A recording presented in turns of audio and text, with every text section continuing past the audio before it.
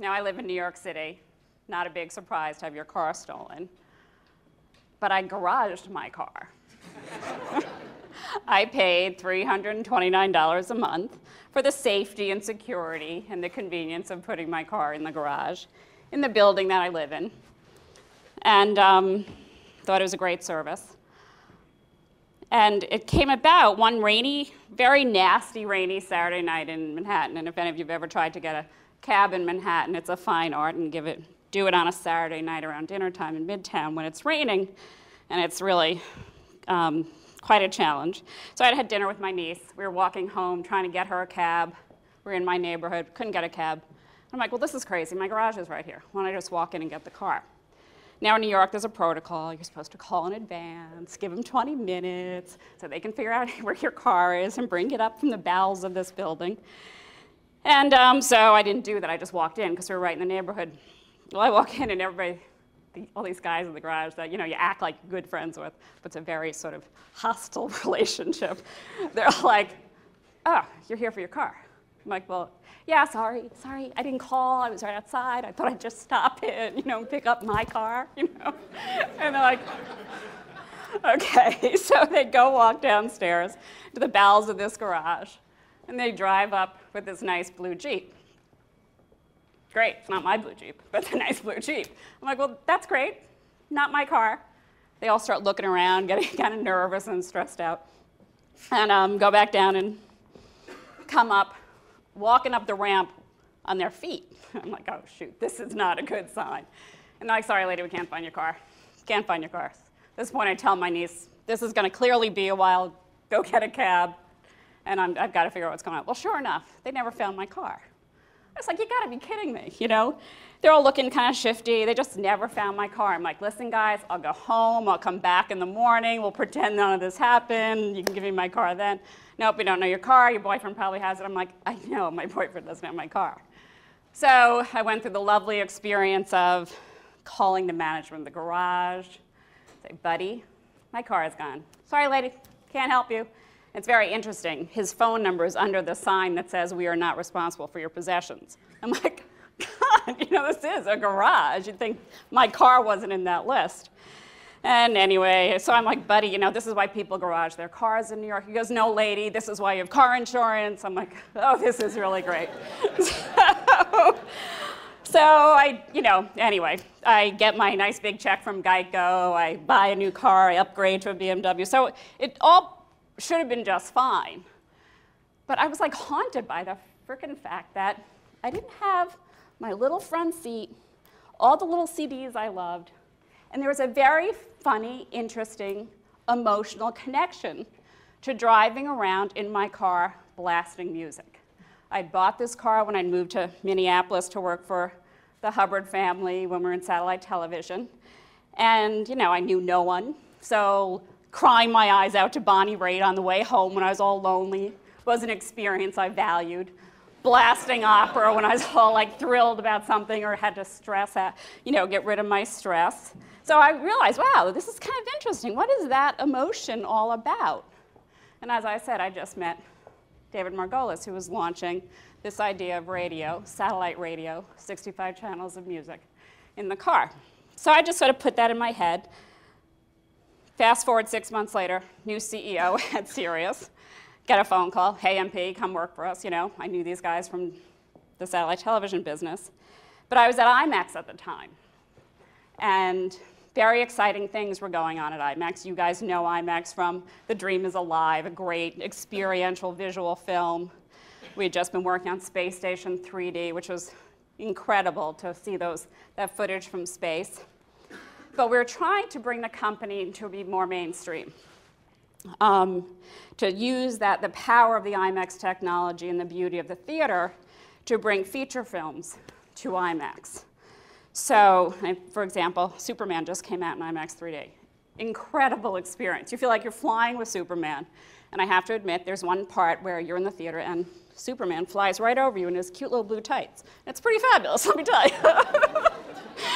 But anyway, as part of this beginning of moving the technology, putting feature films into IMAX, I had the pleasure of sitting in an IMAX theater, the one in New York, which I think is the second largest in the world, and listening to a 20-minute soundtrack for a major feature film.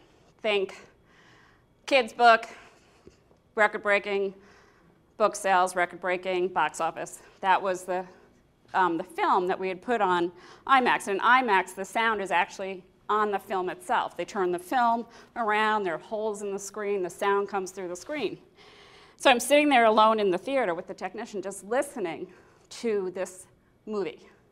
And I could see every frickin' 20 minutes in my mind just from the sound. It's like, wow, this is a pretty big deal. This is a pretty powerful medium. And that's when I said, okay, I got to give satellite radio a shot. I had no appreciation of the power of audio. I'd always been in film, TV, and books. And this theater of the mind thing seemed pretty damn compelling to me. So I did. I made the leap to Sirius because I believed for me to be successful, there was a great idea there, but the idea can only be good if you have a great execution. And I believe great execution only comes if those in charge of the execution have a true passion for the idea. I also believe, and I'd love to have conversations with a lot of you about this, that it's a very interesting question. What is more important, the idea or the execution? Is a great idea harder to come by or a great execution? What will kill a company faster, a bad idea or a bad execution? Well, I'm an executor. That's what I've had the fortunate thing of doing, is partnering with guys with great ideas and then figuring out how we put it into market. So I'll propose to you that an idea really only becomes an innovation if it has a great execution that propels it to that idea. And my experience has taught me that you can only be great in executing if the idea or the author of the idea really embraces the executors of those ideas. It takes so much work to bring these ideas to market that you have to have a huge passionate connection between the author of the idea and the guys who are executing the idea, the guys who have to really take the idea, refine it, develop it, and figure out how to really bring it to market.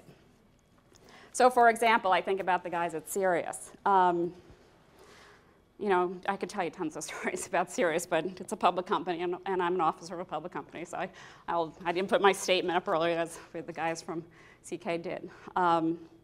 But I believe that the success in this company has been that the author of the idea has really embraced what I call the pockets of passion in the teams that execute the idea. The engineers who, when I started, we had no subs. I joined there, we had, I think, 10,000 subscribers. We had a really ugly radio.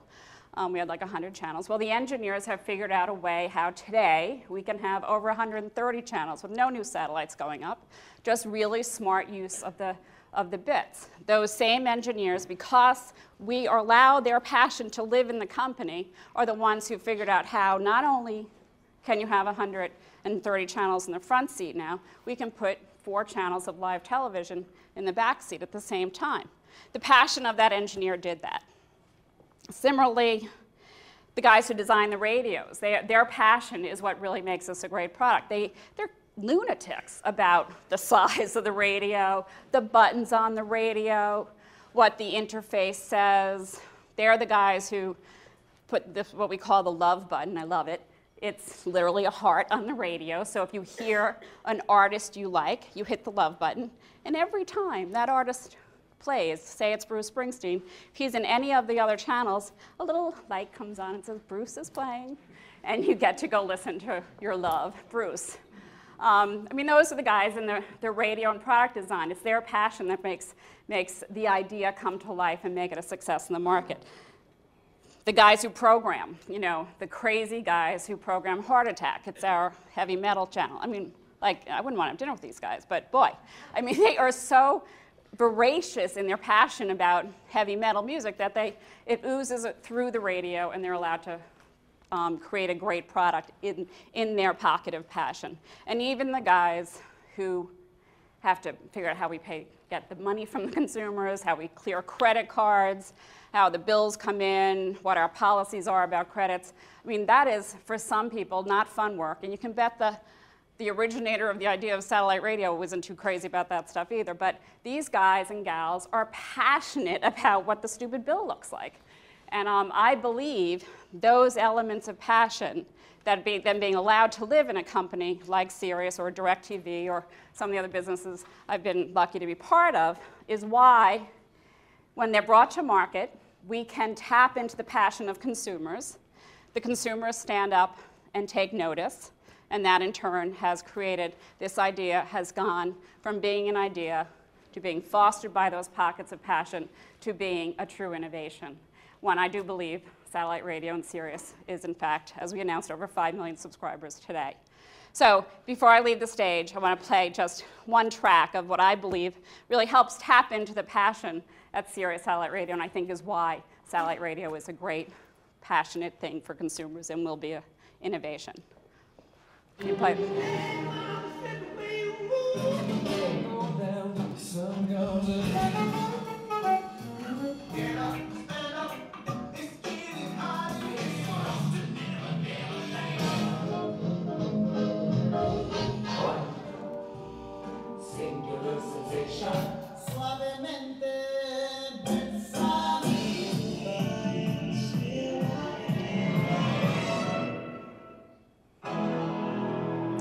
Thank you. Thank you, Saul.